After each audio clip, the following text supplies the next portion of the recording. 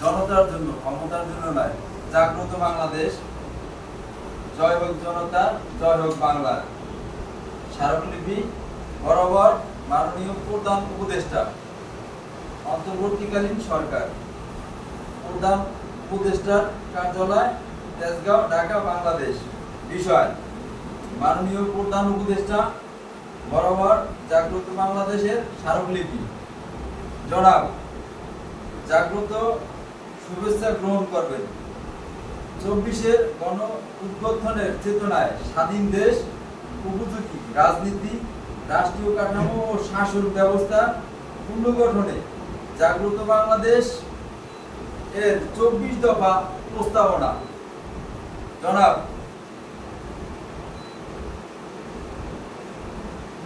1 নম্বর প্রস্তাবনা সংবিধান পুনর্লিখন। 2 নম্বর প্রস্তাবনা হচ্ছে উপনিবেশিক সকল আইন বাতিল করে স্বাধীন দেশ উপযোগী আইন কানুন ও বিধিবিধান প্রণয়ন করা। 3 নম্বর 2 কক্ষ বিশিষ্ট সংসদ বাস্তবায়ন এবং সকল শ্রেণী পেশা ও কর্মজীবীদের প্রতিনিধিত্বের সুযোগ নিশ্চিত করা।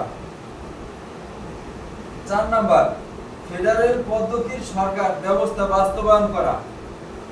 নাম্বার 5 সংবিধান সংশোধন পদ্ধতি হবে দুষ্পরিবর্তনীয়।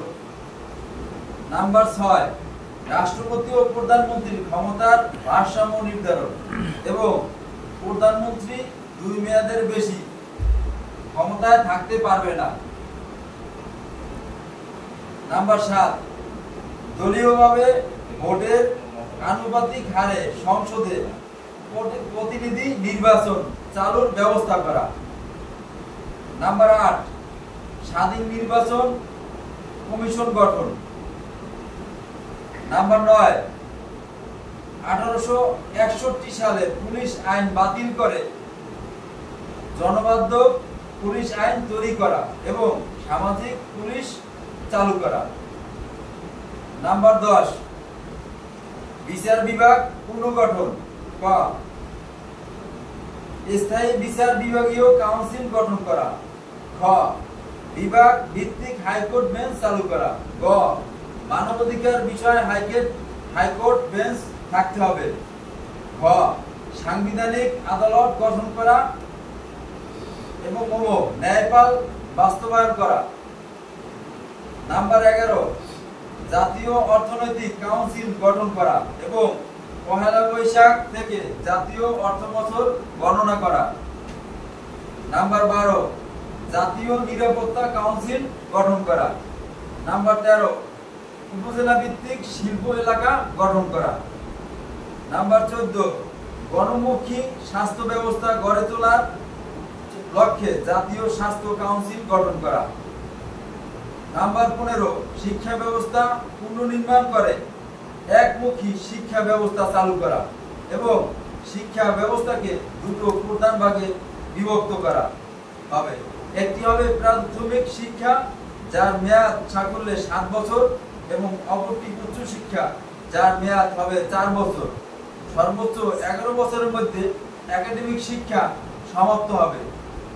বাংলা, ইংরেজি মতো ভাষা শিক্ষা, ধর্ম, নৈতিকতা, কারুকলা, খেলাধুলা ইত্যাদি পাঠক্রমে নিয়মিত পাঠ্যসূচি থেকে বাদ দিয়ে 6 মাসের ডিপ্লোমা কোর্স হিসাবে সহশিক্ষা কার্যক্রমের অন্তর্ভুক্ত থাকবে।